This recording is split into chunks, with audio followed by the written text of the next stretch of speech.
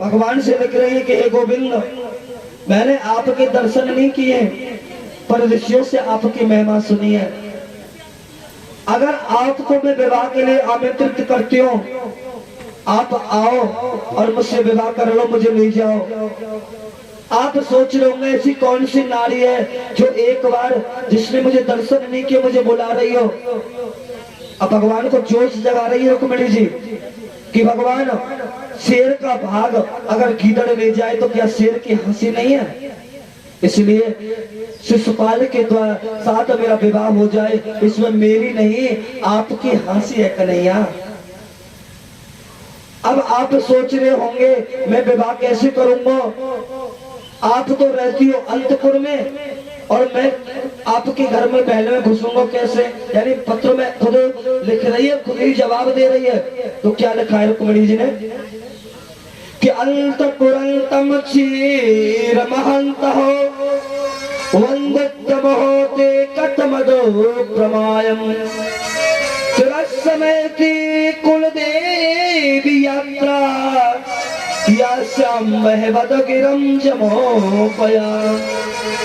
गोविंद, हमारे कुल की परंपरा है, विवाह से पहले लड़की कुल देवी की पूजा करनी जाती है। तो मैं कात्यायनी माता के मंदिर में पूजा करने जाऊंगी कन्हैया, तुम वहीं पे आ जाना और वहीं पर मेरा वरण कर लीजो। पंडित जी ने अपना संदेश सुना दिया। भगवान पंडित जी कहने लगे मैं जाऊं। भगवान कह रहे कहाँ जाते हो? संग ही चलते हैं ना। तो रथार को अपने सारथी को रथ सदाने का बोल दिया और भगवान कुंदनपुर के लिए जा रहे हैं। और जैसे चलने लगे बलदाऊ भैया आगे, भगवान कहने लगे हो गो विवाह। अब बलदाऊ भैया से कैसे कहे कि हम ब्याह जा रहे हैं। बलदाऊ भैया बड़ा स्नेह करते हैं हमारे कन्हैया से। कहने लगे लाला कहाँ जा रहे हो? भगवान कहने लगे हम वहीं जा रहे हैं। कि कहाँ जा रहे हो? बता तो सही। वो तो सब पता है कि तुम जा तो रहे हो, और कहाँ जा रहे हो? कि हम तो वहीं जा रहे हैं। कि कहाँ जा रहे हो? अब पंडित जी बोले कि मैं बताऊं, ये जा रहे कुंदनपुर ब्याह करवे। बलराम जी कहने लगे सही बात है यार, हम तो भूल ही गए। अब हमारा लाला तो बहुत बड़ो है गयो, हम तो इस सोच में भूल गए कि हमारे लाला को ब्याह भी होना है।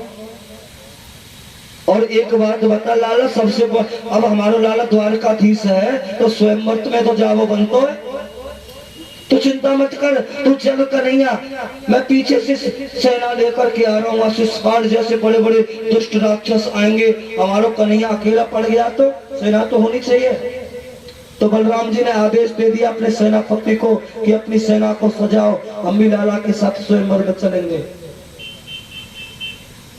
अब तो भगवान कृष्ण कुंदनपुर में आ गए। वहां विवाह की तैयारी हो रही है। शिशुपाल दूल्हा बन करके बैठा है। भीष्मक राजा को पता चला, उसने भगवान श्री कृष्ण का बड़ा ही स्वागत किया। ऐसा भागवत में लिखा है कि प्राप्त सुता श्रुतम प्रायस्यात्मतो शुकः अभ्यार्थ यावत घोषेणम राम कृष्ण समाहितः। विवाह से पूर्ण मैया रुक्मिणी कात्यायनी मैया जगदम्बा परम्बा भगवती के पूजन के लिए जा रही है। रुक्मिणी ने बड़ी सुंदर व्यवस्थाएं की। 10,000 सखियां, दास दासियां और 1,00,000 सैनिक मैया रुक्मिणी की सेवा में लगा दिए। सब मंदिर पे सब रखवाली कर रहे हैं। उसको पता है ना द्वारकाधीश आ सकता है। शिशुपाल दूल्हा बना बैठा है, पता है कि विवाह तो मेरे साथ होगा। अब तो मैया रुक्मिणी ने कात्यायनी मैया के मंदिर में प्रवेश किया और जाकर के मैया कात्यायनी से प्रार्थना कर रही है कि नमस्ते त्वाम के भीक्षम स्वसतान भोक्ताम सताम भूयात् पतरमेत्यायम कृष्ण सातुमेदनम। तुलसीदास जी ने इसी श्लोक की बड़ी सुंदर चौपाई बनाई है। कि जय जय गिरवर राज किशोरी, जय जय गिरिवर राज किशोरी, जय महेश मुख चंद्र चकोरी, जय महेश मुखे चंद्र चकोरी, जय गजवदन सदानंद माता, जय गजवदन सदानंद माता, जगत जननता में दोत गाता, जगत जनन मन सुख दाता। अब तो मैया अम्बिका से प्रार्थना कर रही है और प्रार्थना के एक ही वर दे दो कि मेरे कृष्ण मुझे पति रूप में मिल जाएं। और उसी समय माता कात्यायनी के हाथ से पुष्प गिर गया। कहते ना कि बाम अंग फड़कने लगे, तो जब बाया अंग फड़कता है ना, इसका मतलब होता कोई शुभ समाचार मिल रहा है। तो लाखों सैनिक खड़े हैं और सैनिकों के बीच से भगवान कृष्ण अब तो द्वारका जी कुंदनपुर के उस अम्बा भवानी के मंदिर में आ गए। लाखों सैनिक खड़े हैं और उनके बीच में से भगवान कृष्ण अपनी मदमदाती चाल में जा रहे हैं। एक सैनिक बोला, भैया देखो इनके गले में कितना सुंदर हार है, कितना सुंदर हीरे को हार है, लगता है कोई राजकुमार है। और भगवान घुसते जा रहे हैं। एक कह रहा, अरे भैया तू या के हार है देख, या कि चरणों पादुका देख कितनी सुंदर है, सोने की है, हीरा जड़ रहे। एक सैनिक बोलो, अरे चरण पादुका क्या देखो, इनके पीतांबर को देखो ना, तड़ित विनंदित पीतांबर धारी, करोड़ों बिजलियां चमक रही हैं, ऐसा करोड़ों बिजलियों को मात देने वाला पीतांबर है। और एक कहने लगा, अरे भैया इसको देखो, इसकी कमर में मुरली बंधी है ना, वो कैसी फेंट है।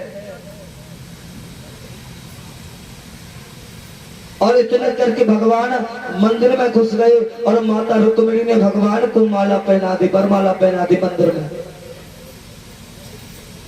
और मंदिर में भगवान के द्वारा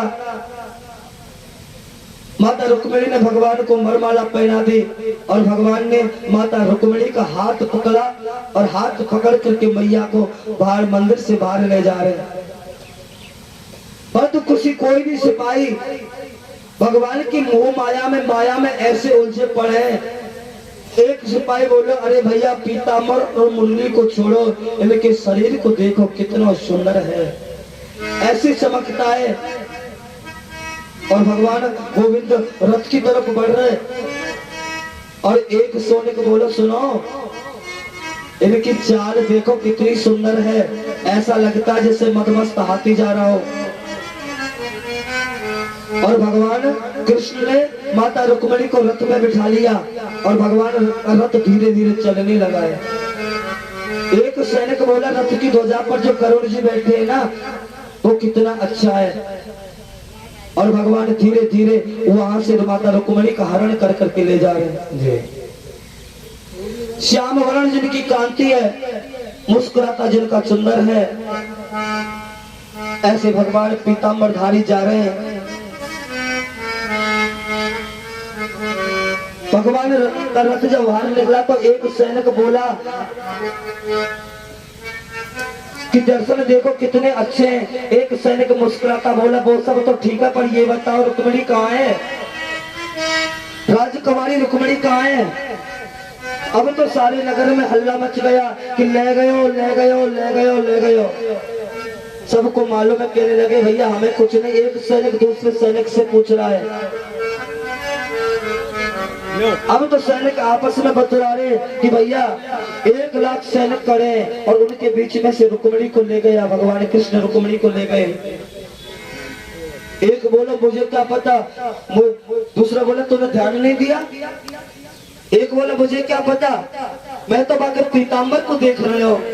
एक बोला मैं तो उसके जो मुरली थी ना वो मुरली का मेरे ध्यान आया। मेरे में मारो एक बात एक बोले भैया उसका जो पीताम्बर में बात पे देख तो रह गए हो, तुझे ध्यान नहीं दिया कि भैया हम कहाँ पे देखते, वो तो ऐसो हंस्यो कि बाकी मंत्र मुगली माया पे हम तो मोहित रह गए। जब हंसते हैं ना तो कुछ पता नहीं चलता। तो भगवान रुक्मिणी को लेकर के जा रहे, जैसी रुक्मिणी को पता चला दौड़ा दौड़ा आया, कहने लगा सैनिकों से कहा है मेरी बहन, तो कहने और सैनिकों को मार दे रहा तो मेरी बहन की रक्षा नहीं कर सके। वो कहने लगे भैया वो तो ऐसो हंस्यो तुम्हारी बहन को ले गया, बाकी जाने के बाद पता चलो कि वो तो रुक्मिणी जी को ले गया। अब तो रुक्मिणी को बड़ा क्रोध आ गया, कहने लगा मैं कृष्ण को जिंदा नहीं छोड़ूंगा, अपनी सेना तैयार करनी और जाकर के भगवान से युद्ध करने लगा। भगवान ने देखते देखते रुक्मिणी को हरा दिया और मारने दौड़े तो मैया रुक्मिणी ने चरण पकड़ लिए कि हे भगवान किसी बहन के सामने उसके भाई की हत्या हो, उसके पति के द्वारा, यह बहन तो नहीं चाहेगी, मेरे भाई को माफ कर दो। भगवान ने रुक्मिणी को माफ कर दिया। रुक्मिणी और गिलानी की वजह से कुंडनपुर नहीं गया, बीच में भोजकट नाम की नगरी बसा करके रहने लगा। और भगवान रुक्मिणी को लेकर के द्वारकापुरी आ गए और द्वारकापुरी में आकर के भगवान ने कहा कि विवाह तो हुआ है, तो भीष्मक राजा को निमंत्रण भेजा गया। अब तो भीष्मक राजा ने और भगवान कृष्ण ने कहा मैं मेरी बेटी को विवाह करना चाहूं, तो नाना प्रकार से चिट्ठी पत्री भेजी गई और चिट्ठी पत्री के द्वारा और भगवान को निमंत्रण भेजा गया और भगवान दूल्हा बनकर के और बारात लेकर के कुंडनपुर पर आए और कुंडनपुर में नाना प्रकार से भगवान का विवाह हो रहा है।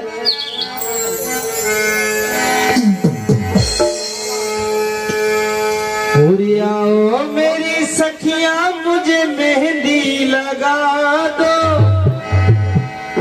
और मेहंदी लगा दो मुझे सुंदर सजा दो, और मुझे श्याम सुंदर की दुल्हन बना दो, मुझे श्याम सुंदर की दुल्हन बना दो, मुझे श्याम सुंदर की दुल्हन बना दो, मुझे श्याम सुंदर की दुल्हन बना दो।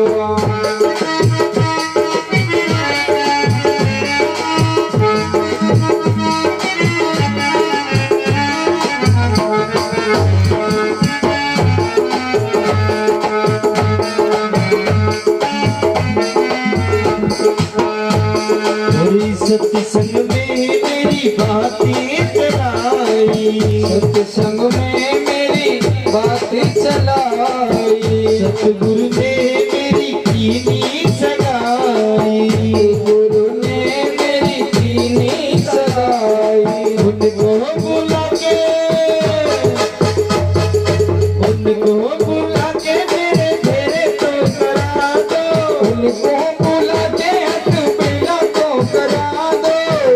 श्याम सुंदर की दुल्हन बना दो, मुझे श्याम सुंदर की दुल्हन बना दो।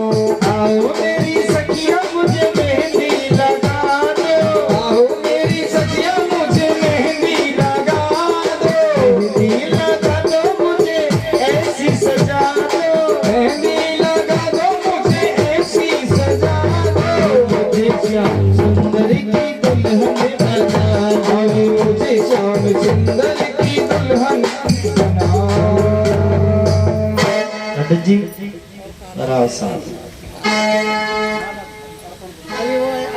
अब तो कुंडनपुर में भगवान का विवाह हुआ। माता रुक्मिणी ने भगवान कृष्ण को वरमाला पहनाई और दोनों पहनाइए माला पहनाइए।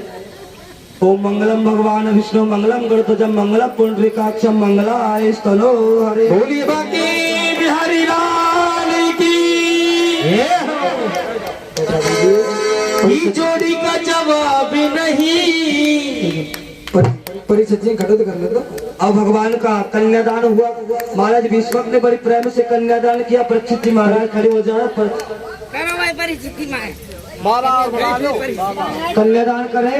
और कुंदनपुर की जो नारियां हैं वो भगवान को गाली गा रही हैं। से कोई ना लगाए, बता दे। हल्दी ना लगाए कोई। पैरों में तो लगा सकते